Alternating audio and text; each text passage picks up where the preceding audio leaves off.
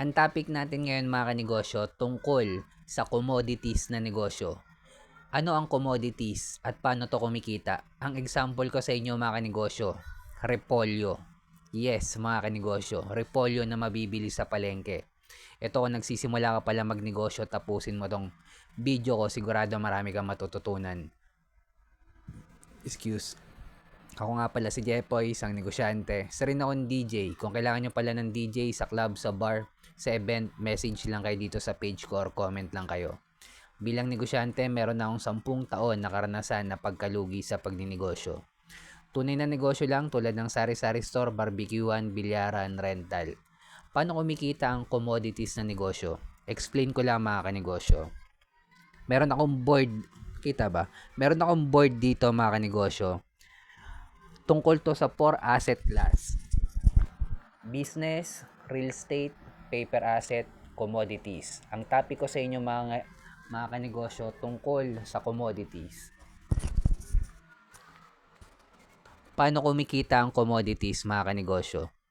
Kwento ko lang, way back 2015 nung naitayo ko yung sari-sari store ko, malapit sa school kung saan ako graduate ng college. Graduate po ako ng marketing management sa TIP Cubao, Technological Institute of the Philippines.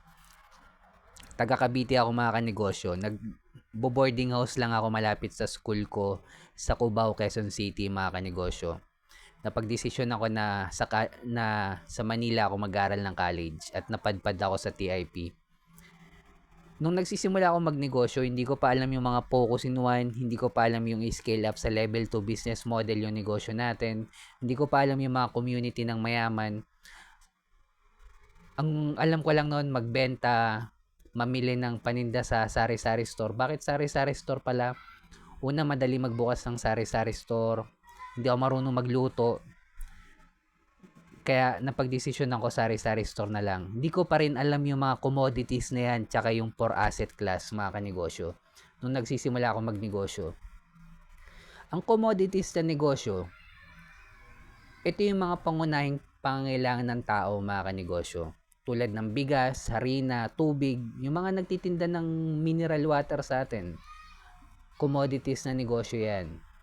Ito ang commodities mga kanegosyo, ang mahirap dito, hindi ka makakapag-markup ng malaki. Kasi may price range na nilalatag ang government dyan at hindi ka basta-basta makakapag-presyo ng mahal.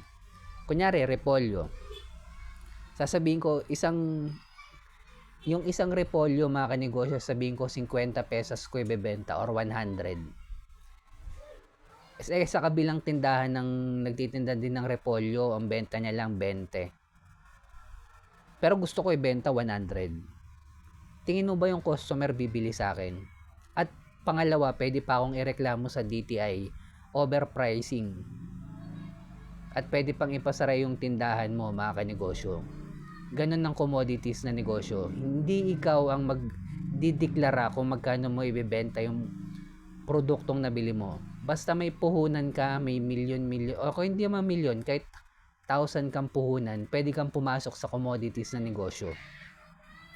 Ang mahirap dito mga kanegosyo, sa sobrang dami nyong merong puhunan, magkakaroon ng price war. Pababaan kayo ng presyo ngayon. Yung iba piso lang yung sobrang liit na lang ng tubo dahil nga madali pumasok sa negosyong commodities kasi mabilis din kumita yung pera mo.